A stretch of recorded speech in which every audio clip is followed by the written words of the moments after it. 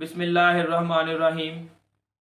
मैं हूं डॉक्टर आरिफ मलिक और आज मैं आप लोगों के साथ एक ऐसी मर्ज़ के बारे में डिस्कस करूंगा जो कि बड़ी तेज़ी के साथ लोगों में फैल रही है, जिसे हेपाटाइटिस बोला जाता है। ये एक ऐसा मोहलिक मर्ज़ है जो कि बड़ी खामोशी के साथ आपके जिगर को डैमेज करता है।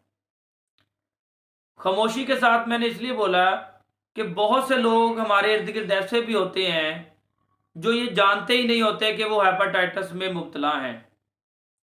मैंने देखा है कि बहुत सारे लोग अपने किसी जब अजीज़ को ब्लड देने के लिए लेबॉर्ट्री वगैरह या ब्लड बैंक जाते हैं तो उनकी स्क्रीनिंग की जाती है क्रॉस मैच से पहले। तो फिर उनको बताया जाता है कि भाई आपका ब्लड हम नहीं ले सकते क्योंकि आप हेपाटाइटिस में मुब्तला हैं। तो इसलिए ये बड़ा ख़तरनाक मर्ज़ है कि जब किसी शख्स को हेपाटाइटिस होता है तो बाज़ औक़ात वो जानता ही नहीं होता कि वो हेपाटाइटिस में मुब्तला हो चुका है। ये एक साइलेंटली आपके जिगर के को डैमेज करता चला जाता है। इसलिए इस मोहलिक मर्ज़ से बचने के लिए आपने बहुत सी एहतियाती तदाबीर पे अमल करना है, जो कि अभी मैं आपके साथ एक एक करके डिस्कस करूंगा कि वो ऐसे कौन कौन से अवामिल होंगे जिन पे अगर आप अमल करते हैं तो आप हेपाटाइटिस के मर्ज से बच सकते हैं। और नंबर 2 कि अगर आपको पता है कि आप हेपाटाइटिस के मरीज़ हैं तो आपने कौन से अवामिल पे अमल करना है कि आपकी वजह से मुआशरे में दूसरे लोगों को हेपाटाइटिस मुंतकिल ना हो। ये दोनों चीज़ें मैं इस वीडियो में आपके साथ डिस्कस करूंगा। सबसे पहले हेपाटाइटिस, इसकी बहुत सारी इकसाम होती हैं। ये एक वायरल डिजीज़ है। जब भी आपको अपना शिकार बना लेती है तो आपके जिगर पे इसने अटैक करना है। आपके जिगर के जो नॉर्मल सेल्स होते हैं उनको डैमेज करना शुरू कर देगी। जब तक आपके अंदर उसकी अलामत ज़ाहिर होंगी, कई दफ़ा बहुत ज़्यादा देर हो चुकी होती है। इसलिए सबसे पहले इसकी एहतियात के तौर पे आपने स्क्रीनिंग करवानी है अपनी, ताकि आपको भी पता चले कि आप भी कहीं इस मर्ज़ का शिकार तो नहीं होगे। अगर आप नहीं हैं तो आपने इन चीज़ों पे अमल करना है जो मैं आपके साथ अब डिस्कस करने लगा हूँ। सबसे पहले आपने जब भी फूड मतलब आपने अपनी खुराक खानी है तो अपने हाथों को अच्छे तरीके से साबुन के साथ धोना है, ताकि आप जहां कहीं से भी कोई पब्लिक प्लेस से होकर आए हैं तो हो सकता है कि आपके भी साथ हेपाटाइटिस वायरस जो है वो अटैच ना हो गया हो। मसलन आप बैंकिंग, बहुत से लोग वहां पे उनका आना जाना होता है कि काउंटर पे, तो वहां से आपके अंदर मुंतकिल हो सकता है। या बहुत सारी ऐसी पब्लिक प्लेसेस जहां पे बहुत सारे लोगों का आना जाना होता है एक ही जगह पे, हो सकता है वहां से आप भी उसका शिकार ना हो जाएं। तो आपने जब भी अपनी खुराक कोई भी चीज़ खानी है तो अपने हाथों को साबुन के साथ अच्छे तरीके से धोना है।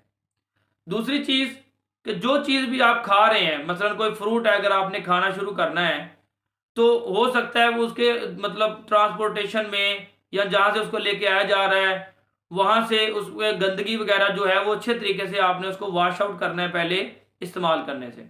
सब्जियां हो गई उनको भी आपने अच्छे तरीके से वॉश आउट करना है। तो ये तो हो गया कि जनरली कि जो कोई भी चीज़ आपने खानी है तो अपने हाथों को भी अच्छे तरीके से वॉश करें और उस चीज़ को भी अच्छे तरीके से वॉश करके इस्तेमाल करें। उसके बाद है, ये बेसिकली हेपाटाइटिस ब्लड से होता है।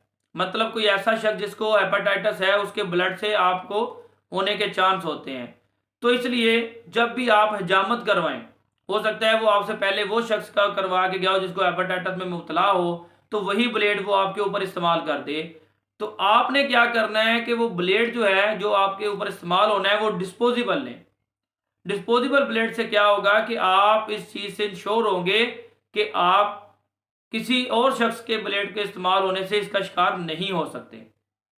नंबर 3 ये कि आपने जो कोई भी सिरिंज वगैरह इस्तेमाल करनी है वो इंश्योर करें कि आपके ऊपर डिस्पोजेबल इस्तेमाल हो रही है। मतलब आप किसी डॉक्टर के पास मेडिसिन लेने जाते हैं तो वो जो चीज़ें जो इक्विपमेंट्स आपके ऊपर इस्तेमाल कर रहा है वो डिस्पोजेबल होने चाहिए। अब आप मिसाल मैं उसकी देता हूँ कि आपने अपना एक दांत निकलवाना है और किसी डेंटिस्ट के पास जाते हैं, तो ऐसे डेंटिस्ट के पास जाएं जिसके पास स्टरलाइजेशन के प्रोसेस का पूरा इंतज़ाम हो, क्योंकि जो इक्विपमेंट्स आपके दांत को निकालने के लिए इस्तेमाल किए जाएंगे वो पहले भी यूज़ हुए हो सकते हैं किसी ऐसे शख्स पे जो इसमें मुब्तला हो हेपेटाइटिस में, तो आपको भी होने के चांस हो जाएंगे। इसलिए ऐसे डेंटिस्ट या ऐसे क्लिनिक हॉस्पिटल पे जाएं जिसमें स्टरलाइजेशन के इस अमल का अच्छे तरीके से इंतज़ाम हो, ताकि आप भी इसमें मुब्तला होने से कम चांस हो। इसके बाद ऐसे लोग जो मुख्तलफ मेडिकल इंस्टीट्यूशंस में काम करते हैं, मतलब किसी हॉस्पिटल में किसी पॉलीक्लिनिक में काम करते हैं, वो लोग हेपेटाइटिस के शिकार होने का बहुत ज़्यादा इम्कान रखते होते हैं। इसलिए उन्होंने भी एहतियाती तदाबीर को अपनाना है। मसलन अगर उनके पास कोई ऐसा शख्स आ रहा है जो हेपेटाइटिस का शिकार है और उसका ब्लड सैंपल लेना है, कोई लेबॉर्ट्री है, ठीक है, या हॉस्पिटल है जहाँ से उसकी सैंपलिंग उसका किया जाएगा, तो उसके एहतियाती तौर पे आपने क्या करना है, ग्लव्स का इस्तेमाल करें ताकि उसके ब्लड के साथ आपका कांटेक्ट ना हो सके। इसी तरीके से कोई भी प्रोसीजर आप अगर कर रहे हैं, अगर मेडिकल के रिलेटेड आप कोई भी पैरामेडिकल स्टाफ से आपका चाहे ताल्लुक है, तो आप उन इक्विपमेंट्स को उठाना है या पकड़ना है जो कि उस शख्स पे इस्तेमाल हो रहे हैं, ताकि आपका कांटेक्ट मैंने बोला वो कम से कम होना चाहिए ऐसी चीज़ों पे जो उसके ऊपर इस्तेमाल हो रही हैं। तो उन्होंने भी अपनी एहतियाती तदाबीर जो है वो इस्तेमाल करनी है। इसके बाद है हेपेटाइटिस, जो आप लोग उससे बच सकते हैं मेजर तौर पे जब आपने स्क्रीनिंग करवाई और आप उसमें मुब्तला नहीं हैं, तो वैक्सीन आप अगर करवा लेंगे, जितनी भी उसकी डोजेस का तरीक़ेकार होगा, चाहे आपको हेपेटाइटिस सी है या हेपेटाइटिस ए है, इन दोनों की आप वैक्सीन करवाएं ताकि आप इस मर्ज के होने से बच सकें कि अगर आपका कहीं भी ऐसा कोई कांटेक्ट हो जाता है तो आपके जिस्म के अंदर वो खुद से पहले से इम्यूनिटी डेवलप हो चुकी हो, ताकि वो वायरस अटैक आपके लिवर के ऊपर ना कर सके। अब हेपेटाइटिस बी, मैंने इसकी आपको वैक्सीन का नहीं बोला क्योंकि अभी तक इसकी वैक्सीनेशन अवेलेबल नहीं है, तो इसलिए आप इसका कोई अभी तक क्योर नहीं है, तो इसलिए आपने इन्हीं एहतियाती तदाबीर पे अमल करना है जो मैंने अभी आप लोगों को बताई हैं, ताकि आप इसमें मुब्तला होने से बच सकें। जो है हमारे पास हेपेटाइटिस ए या हेपेटाइटिस सी, इसकी आज मुख्तलफ इसके कोर्सेज मौजूद हैं कि अगर आपको हेपेटाइटिस सी हो चुका है तो आप उसका कोर्स लगवाएं, मतलब मुख्तलफ मेडिकेशन हैं जो मुख्तलफ उसकी टाइम ड्यूरेशन है इस्तेमाल करने का, 3 महीने को 6 महीने, ताकि आपके अंदर जो वायरस है वो आपको डैमेज ना कर सके। इसलिए अगर आपको हेपेटाइटिस नहीं है और आपने टेस्ट करवाया है तो सबसे पहले स्क्रीनिंग के बाद आपने वैक्सीन करवानी है। फिर उसके बाद जो मैंने अभी आपको एहतियाती तदाबीर बताई हैं कि अगर आप हिजामत के लिए जाते हैं, ठीक है, अभी मैं इसको समराइज कर रहा हूँ, तो आपने उसका जो है वो जो ब्लेड वगैरह है वो डिस्पोजेबल यूज़ करवाएं। जो आप मेडिकल में जाते हैं मेडिकेशन लेने, सिरिंज वगैरह जो आपके ऊपर इस्तेमाल हो रही है वो डिस्पोजेबल होनी चाहिए। और अगर आप मेडिकल के साथ कोई पैरामेडिकल स्टाफ के साथ आपका ताल्लुक है तो वो चीज़ें इस्तेमाल करें, ठीक है, जो डिस्पोजेबल हों। और मैंने बताया कि अगर आप डेंटिस्ट के पास जाते हैं तो उसका चूज़ करना है डेंटिस्ट का जिसके पास इसके जो आपके इक्विपमेंट्स आपके ऊपर इस्तेमाल होने हैं वो स्टरलाइजेशन का प्रोसेस उसका प्रॉपर तरीके से हो। अगर आप इन तमाम चीज़ों पे अमल करना शुरू कर देंगे तो आप यकीनन इस मर्ज से बच सकते हैं कि जिसमें आज हमारे इर्द गिर्द हर 10 में से 7 से 8 लोग तकरीबन इस मर्ज में मुब्तला हैं। तो वो बंदा जिसको हेपेटाइटिस हो चुका है, उसको मालूम है कि मुझे हेपेटाइटिस है, तो वो कैसे दूसरे लोगों को बचा सकता है, अब मैं आपको वो बताऊंगा वीडियो में।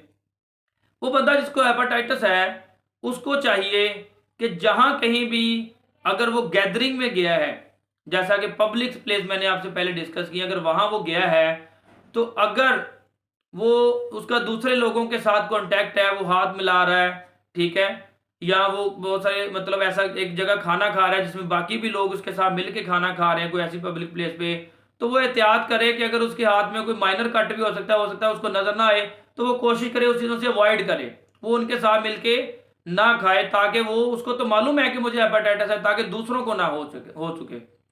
इसके बाद वो शख्स जो हेपेटाइटिस में मुब्तला है, वो उसको चाहिए कि अगर हेपेटाइटिस ए है या हेपेटाइटिस सी है, तो फ़ौरन उसका, जो मैंने आपसे डिस्कस किया है कि मेडिकेशंस आजकल मार्केट में अवेलेबल हैं, तो डॉक्टर से एडवाइस करवा के वो अपने प्रॉपर उसको इस्तेमाल करना शुरू करे, ताकि उसके मज़ीद उसका जो लिवर है वो डैमेज ना हो सके। इसके बाद वो शख्स जो हेपेटाइटिस में मुब्तला है और उसका किसी ऐसे लोगों के साथ रिलेशन है जो कि हेपेटाइटिस में मुब्तला नहीं है, यानी ऐसा पर्सनल रिलेशन जिससे वो मुंतकिल कर सकता है, तो उससे बचाया जाए। यानी हेपेटाइटिस होने की एक ये भी बहुत बड़ी वजह है जो सेक्सुअल कॉन्टैक्ट जिसको बोला जाता है। तो इसलिए आपने क्या करना है, इसके भी एहतियाती तदाबीर इस्तेमाल करनी है, ताकि उस शख्स के साथ आपका कोई ऐसा पर्सनल जो है वो रिलेशन ना हो जो इस मर्ज में मुब्तला है।